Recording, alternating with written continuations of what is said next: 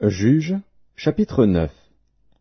Abimélec, fils de Jérubbaal, se rendit à Sichem vers les frères de sa mère, et voici comment il leur parla, ainsi qu'à toute la famille de la maison du père de sa mère. Dites, je vous prie, aux oreilles de tous les habitants de Sichem. Vaut-il mieux pour vous que 70 hommes, tous fils de Jérubbaal, dominent sur vous, ou qu'un seul homme domine sur vous? Et souvenez-vous que je suis votre os et votre chair. Les frères de sa mère répétèrent pour lui toutes ces paroles aux oreilles de tous les habitants de Sichem, et leur cœur inclina en faveur d'Abimélec, car ils se disaient, c'est notre frère. Ils lui donnèrent 70 cycles d'argent, qu'ils enlevèrent de la maison de Baal-Bérith. Abimélec s'en servit pour acheter des misérables et des turbulents qui allèrent après lui. Il vint dans la maison de son père à Ophra, et il tua ses frères, fils de Jérubbaal, 70 hommes, sur une même pierre. Il n'échappa que Jotham, le plus jeune fils de Jérubbaal, car il s'était caché. Tous les habitants de Sichem et toute la maison de Milo se rassemblèrent, ils vinrent et proclamèrent roi Abimélec près du chêne planté dans Sichem. Jotham en fut informé. Il alla se placer sur le sommet de la montagne de Garizim, et voici ce qu'il leur cria à haute voix. Écoutez-moi, habitants de Sichem, et que Dieu vous écoute. Les arbres partirent pour aller oindre un roi et le mettre à leur tête. Ils dirent à l'olivier, règne sur nous. Mais l'olivier leur répondit, renoncerai-je à mon huile, qui m'assure les hommages de Dieu et des hommes, pour aller planer sur les arbres? Et les arbres dirent au figuier, viens, toi, règne sur nous. Mais le figuier leur répondit, renoncerai-je à ma douceur et à mon excellent fruit pour aller planer sur les arbres? Et les arbres dirent à la vigne, viens, toi, règne sur nous. Mais la vigne leur répondit, renoncerai-je à mon vin, qui réjouit Dieu et les hommes, pour aller planer sur les arbres? Alors tous les arbres dirent au buisson d'épines, viens, toi, règne sur nous. Et le buisson d'épines répondit aux arbres, si c'est de bonne foi que vous voulez moindre pour votre roi, venez, réfugiez-vous sous mon ombrage. Sinon, un feu sortira du buisson d'épines et dévorera les cèdres du Liban.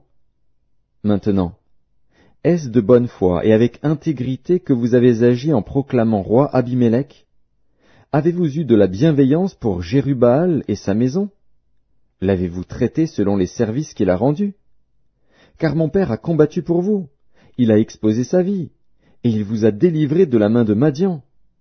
Et vous, vous vous êtes levé contre la maison de mon père, vous avez tué ses fils, 70 hommes, sur une même pierre, et vous avez proclamé roi sur les habitants de Sichem Abimélec, fils de sa servante, parce qu'il est votre frère. Si c'est de bonne foi et avec intégrité qu'en ce jour vous avez agi envers Jérubbaal et sa maison, eh bien, qu'Abimélec fasse votre joie, et que vous fassiez aussi la sienne. Sinon, qu'un feu sorte d'Abimélec et dévore les habitants de Sichem et la maison de Milo, et qu'un feu sorte des habitants de Sichem et de la maison de Milo et dévore Abimélec.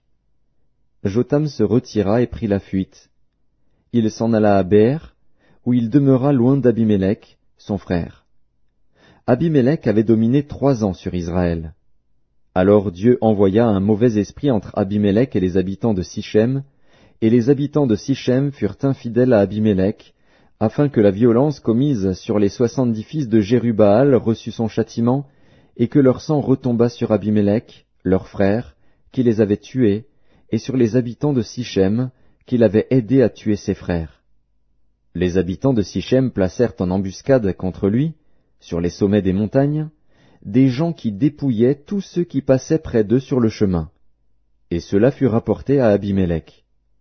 Gaal, fils d'Ébed, vint avec ses frères, et ils passèrent à Sichem.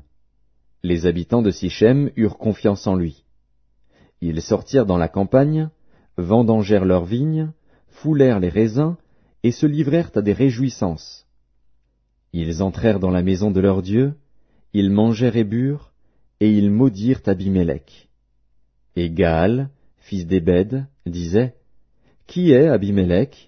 Et qu'est Sichem, pour que nous servions Abimélec? N'est-il pas fils de Jérubbaal, et Zébul n'est-il pas son commissaire? Servez les hommes de Hamor, père de Sichem. Mais nous, pourquoi servirions-nous Abimélec? Oh, si j'étais le maître de ce peuple, je renverserais Abimélec. Et il disait d'Abimélec, renforce ton armée, mets-toi en marche. Zébul, gouverneur de la ville, apprit ce que disait Gaal, fils d'Ébed, et sa colère s'enflamma. Il envoya secrètement des messagers à Abimélec pour lui dire, voici, Gaal, fils d'Ébed, et ses frères, sont venus à Sichem, et ils soulèvent la ville contre toi. Maintenant, pars de nuit, toi et le peuple qui est avec toi, et mets-toi en embuscade dans la campagne. Le matin, au lever du soleil, tu fondras avec impétuosité sur la ville. Et lorsque Gaal et le peuple qui est avec lui sortiront contre toi, tu lui feras ce que tes forces permettront. Abimélec et tout le peuple qui était avec lui partirent de nuit, et ils se mirent en embuscade près de Sichem, divisés en 4 corps. Gaal, fils d'Ébed, sortit, et il se tint à l'entrée de la porte de la ville. Abimélec et tout le peuple qui était avec lui se levèrent alors de l'embuscade. Gaal aperçut le peuple, et il dit à Zébul, « Voici un peuple qui descend du sommet des montagnes. » Zébul lui répondit, « C'est l'ombre des montagnes que tu prends pour des hommes. » Gaal, reprenant la parole, dit, « C'est bien un peuple qui descend des hauteurs du pays, et une troupe arrive par le chemin du chêne des devins. » Zébul lui répondit, « Où donc est ta bouche, toi qui disais, « Qui est Abimélec pour que nous le servions » N'est-ce point là le peuple que tu méprisais? Marche maintenant, livre-lui bataille. Gaal s'avança à la tête des habitants de Sichem, et livra bataille à Abimélec. Poursuivi par Abimélec, il prit la fuite devant lui, et beaucoup d'hommes tombèrent morts jusqu'à l'entrée de la porte. Abimélec s'arrêta à Aruma, et Zébul chassa Gaal et ses frères, qui ne purent rester à Sichem. Le lendemain, le peuple sortit dans la campagne. Abimélec, qui en fut informé, prit sa troupe, la partagea en 3 corps, et se mit en embuscade dans la campagne. Ayant vu que le peuple sortait de la ville, il se leva contre eux, et les battit. Abimélec et les corps qui étaient avec lui se portèrent en avant, et se placèrent à l'entrée de la porte de la ville. 2 de ces corps se jetèrent sur tous ceux qui étaient dans la campagne, et les battirent. Abimélec attaqua la ville pendant toute la journée, il s'en empara, et tua le peuple qui s'y trouvait. Puis il rasa la ville, et y sema du sel. À cette nouvelle, tous les habitants de la tour de Sichem se rendirent dans la forteresse de la maison du dieu Bérith. On avertit Abimélec que tous les habitants de la tour de Sichem s'y étaient rassemblés.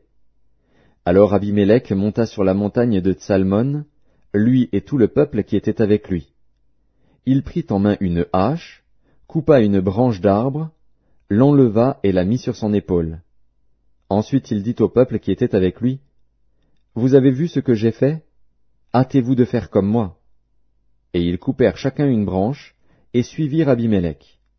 Ils placèrent les branches contre la forteresse, et l'incendièrent avec ceux qui y étaient. Ainsi périrent tous les gens de la tour de Sichem, au nombre d'environ 1000, hommes et femmes. Abimélec marcha contre Thébets. Il assiégea Thébets et s'en empara. Il y avait au milieu de la ville une forte tour, où se réfugièrent tous les habitants de la ville, hommes et femmes. Ils fermèrent sur eux et montèrent sur le toit de la tour. Abimélec parvint jusqu'à la tour. Il l'attaqua et s'approcha de la porte pour y mettre le feu. Alors une femme lança sur la tête d'Abimélec un morceau de meule de moulin et lui brisa le crâne. Aussitôt il appela le jeune homme qui portait ses armes et lui dit, « Tire ton épée et donne-moi la mort, de peur qu'on ne dise de moi, c'est une femme qui l'a tué. » Le jeune homme le perça et il mourut. Quand les hommes d'Israël virent qu'Abimélec était mort, ils s'en allèrent chacun chez soi. Ainsi Dieu fit retomber sur Abimélec le mal qu'il avait fait à son père, en tuant ses 70 frères, et Dieu fit retomber sur la tête des gens de Sichem tout le mal qu'ils avaient fait. Ainsi s'accomplit sur eux la malédiction de Jotham, fils de Jérubbaal.